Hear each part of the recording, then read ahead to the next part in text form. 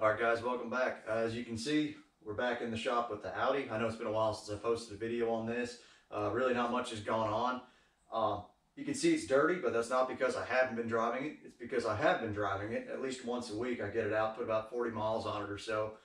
But today, all we're really going to do is do its first oil change. I've put about 1,300 miles on it so far since the build, and I've not had a single problem out of it. So we're going to do a quick oil change. I've got some coffee filters set up there. We can put in the drip pan and make a huge mess and try to catch something if there's anything worth looking at. And then we're going to cut the oil filter apart and we're going to take a look at the pleats.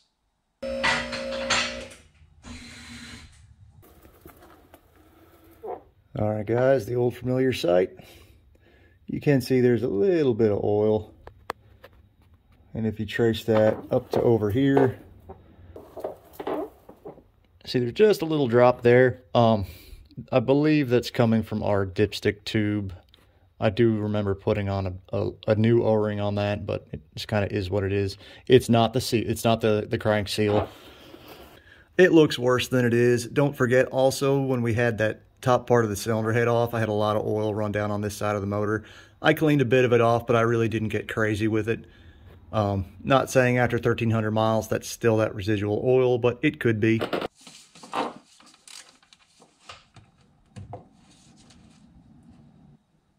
That's taking an awful long time. This works a little better when the oil's hot, by the way. So we'll give that a couple minutes.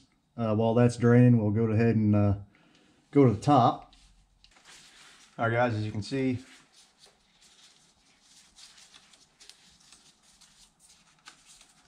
our oil filter is an inverted style. Just sitting right here. We're going to stuff a rag down there. So I've already got a new one. I had bought two of these at the same time, even before the motor was finished. This has been floating around the trunk. I like to pop this O-ring out pretty much on any new oil filter installation and just lightly oil both sides of it.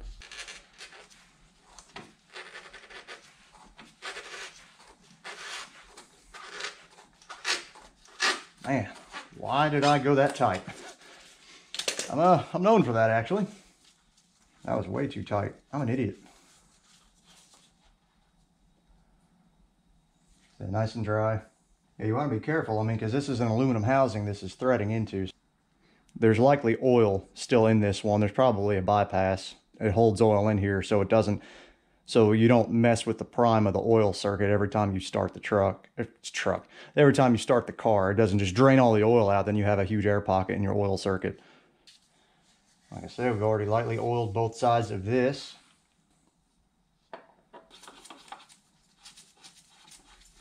Sure, that little harness piece, yeah, we're good.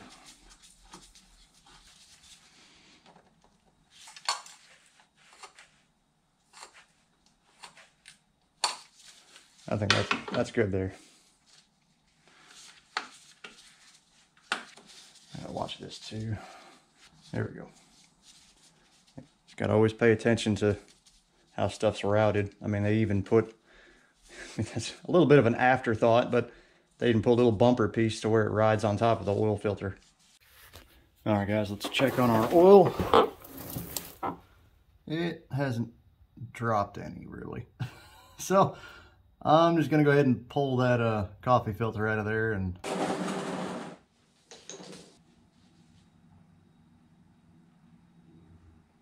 we just have one little speck on this. Again, this didn't really go the way I wanted it to. Huge surprise there. But I like using these types of oil pans versus just an open one, because these are concaved inwards, and they do come with a little plug, which I have off camera. You plug that, you just screw that in, and you can turn it out maybe half a turn and just let the oil trickle in there. That allows any kind of sediment that's heavier, that's not going to float in the oil, to kind of sit in this concave portion. So once all the oil drains down in here, as long as this was clean beforehand, it does allow you to pick up any little debris that you might be looking for. So if it looks like you're panning for gold and just hit the jackpot, then you sure did. So guys, at first glance, looking at this through my phone, it looks like, oh my God, the motor's coming apart. It's not. This is all just the light reflecting off of every little bump, every little piece of dust and stuff that's been... I didn't really wipe this off very good. I mean, you can just see the texture of the oil pan basin itself. None of this is anything metallic. This is, it looks bad on camera, believe me, but it's not. In fact, we only have, the only thing we picked up on the filter was that. Try to do one wipe, and then I'll pull this over into the light better to see what we can pick up. All right, let's see what we got. Right there. Yeah. So that's a sliver right there. Oop, I just grabbed it.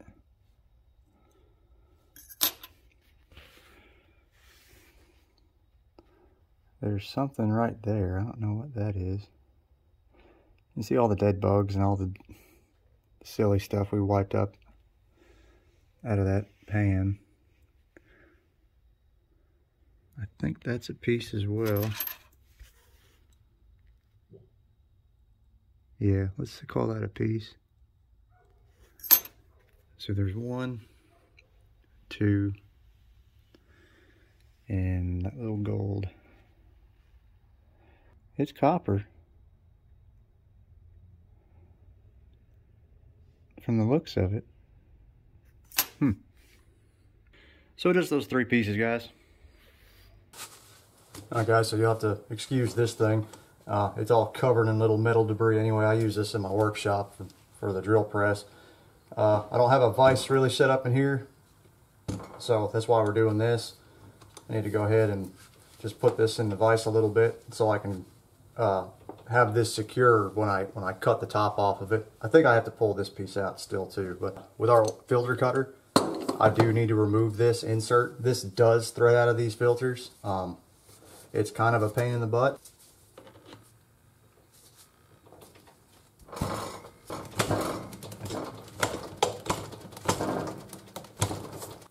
These do come out, but they're not designed to come out. That's kind of the problem. They do just thread in. I've decided to cut it from the bottom instead of the top, but now the bottom's screwed up because it was in the jack, whatever. Most guys just cut these apart with a freaking saw. I'll just keep at it with this.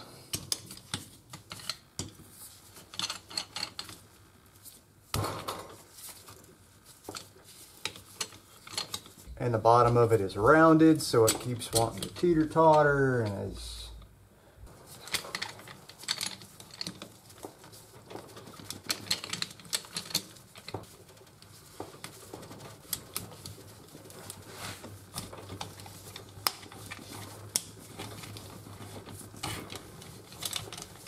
All right.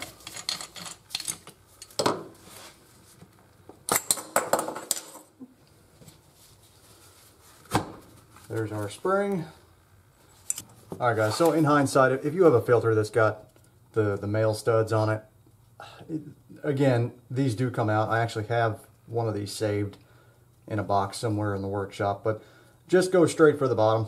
You don't want to just use a hacksaw because that's going to throw a ton of shavings into this. This is why we use these specialty tools for cutting filters apart. Again, ideally you want to cut it up here where it's nice and smooth, not down here where you normally have the little grip indentations.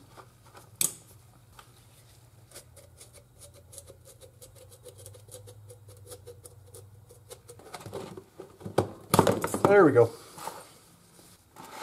There's what the inside looks like. Ooh. All right, guys. So this is the cartridge in your canister style filter.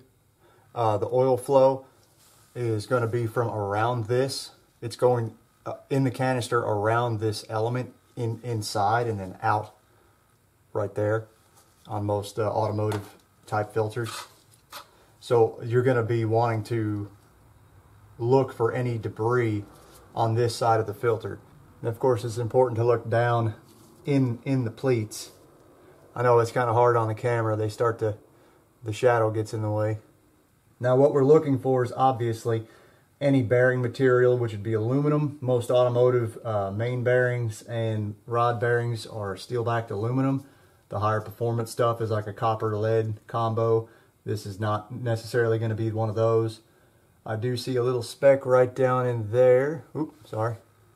Not sure if you, I'm even looking at the screen, I just can't tell if it's picking up on the screen or not. But we're looking, in this case guys, we're looking for small little fragments of aluminum, nothing excessive. Again, don't forget this motor had blown up at one point. Oh, here's that piece. Yeah, right there. I can see it now on the screen. So again, that just looks to be a piece of bearing material that's not out of the ordinary to see on a fresh build. You're going to get little, on break-in, you're going to get little pieces like that. Just imperfections. Oop, I grabbed it too.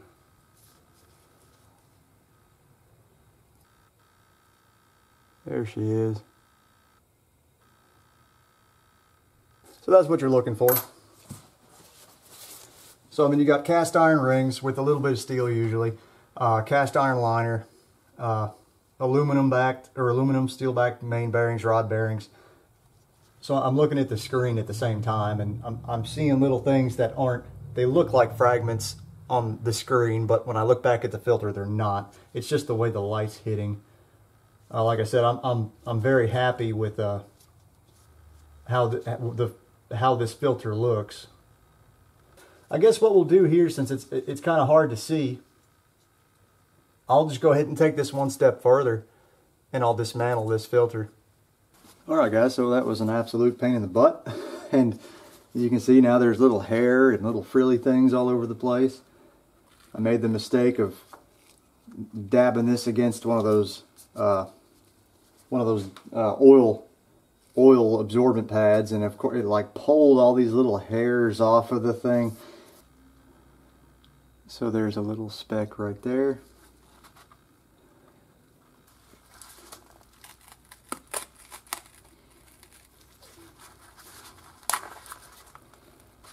There's another little sliver right there.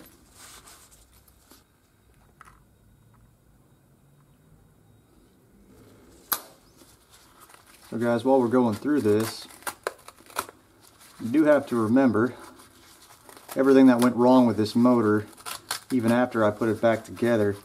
Now that cylinder head had been machined before I bought it, and I had done my best to clean everything out, but you all saw what happened on one of the previous episodes of where some debris must have been caught in a galley somewhere and took out that cam phaser bridge piece there. I don't even remember what all that stuff's called, to be honest with you. So a lot of these, so the problem is finding these little bits, these little slivers of aluminum are somewhat normal on a fresh engine break-in. But again, that isn't necessarily telling us, you know, without getting like a metallurgy test, that it's the same metal. You know, is it the aluminum from the cylinder head, or is it the aluminum from a bearing? There's a couple.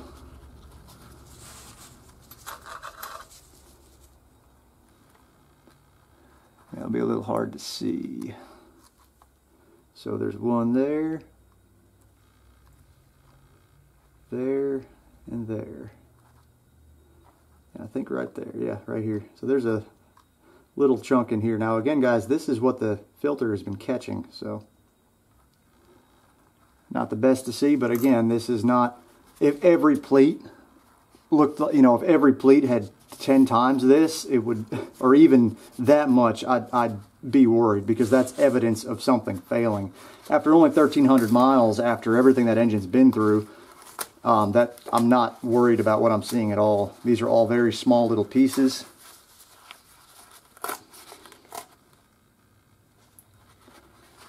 Is that the same? Yeah, that's the one we were just on.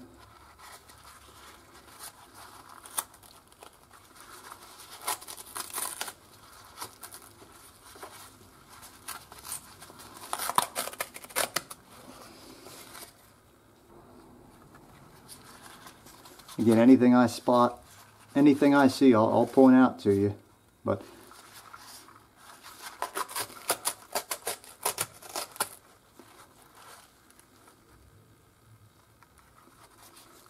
be. Can't really tell.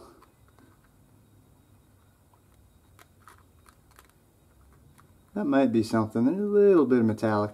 But you guys get the point.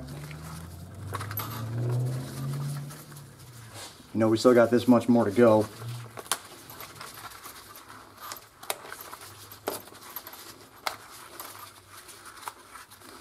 I wish I kept that old engine, the old oil filter, to show you the difference and what you should be looking for. But again, at that point, there's really no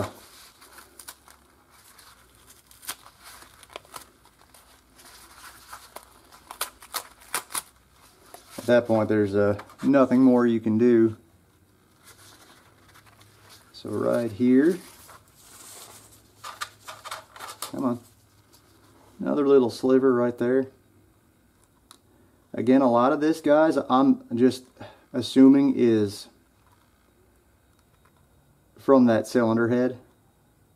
But again, it's not abnormal to see this from bottom end. These are very, very small pieces.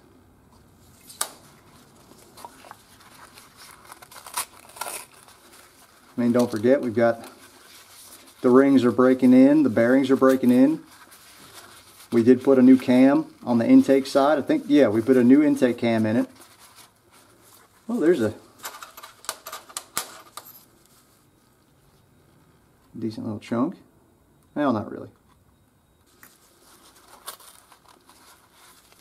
So guys, with this being the car's first oil change, after all that work, you know, this is something you'd want to do maybe one more time.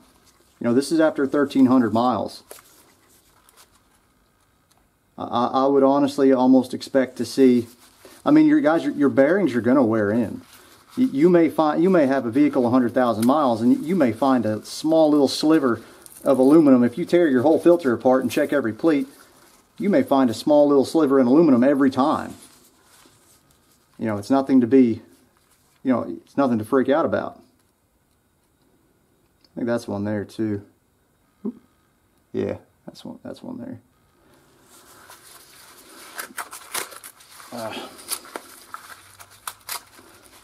Yeah, these do not like coming apart.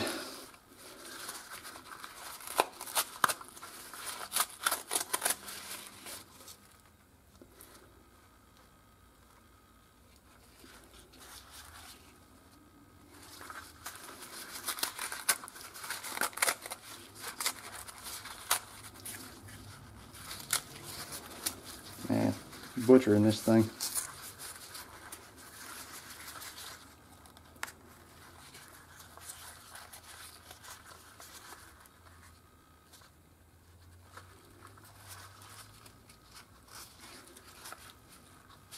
There's all this little crud. Might be, oh no, that, okay, see, that's just a piece of that freaking absorbent mat. A little metallic piece there, and I thought I saw another one.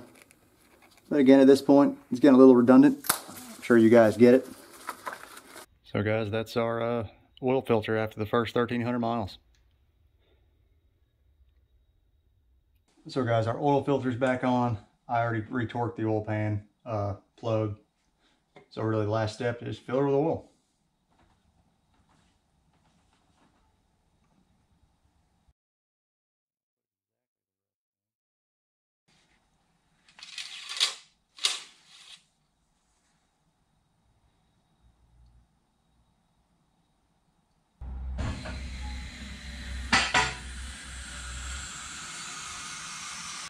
And always, guys, start it, check for leaks, let it sit for a little bit, and then check the oil one more time. Little POV start up. Might get a low oil pressure light. Might not.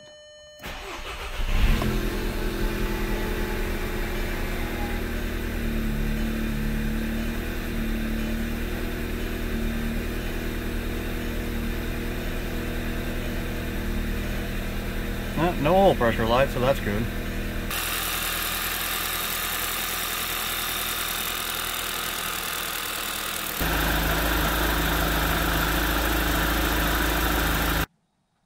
ahead and drain our oil into here. Okay, guys, there's my little staging area right by the garage door. You can see there's our used oil. I've got plenty of room.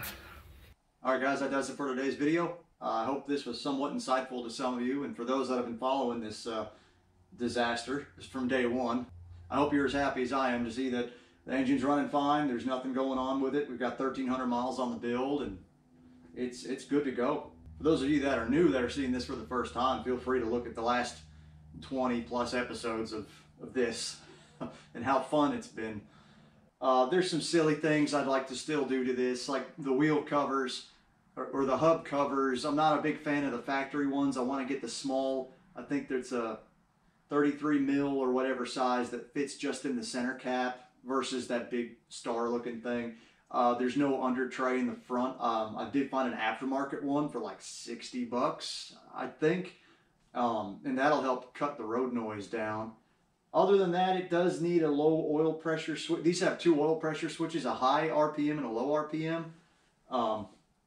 And every once in a while on a hot day, if I'm running errands with it and I swing into a store and come right back out and I start it up for like a couple seconds, it gives you all low oil pressure warning. Well, it's not, there's nothing wrong with the oil pressure. We know that. We're in this motor 100 different times. Well, guys, that's all I got for you today. I appreciate everyone who subscribes and even watches any of my videos. So thanks again. We'll see you next time.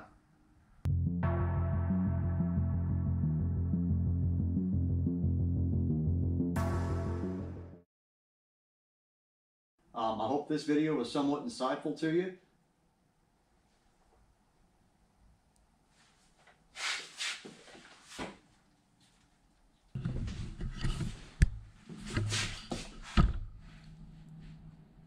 I never put that back.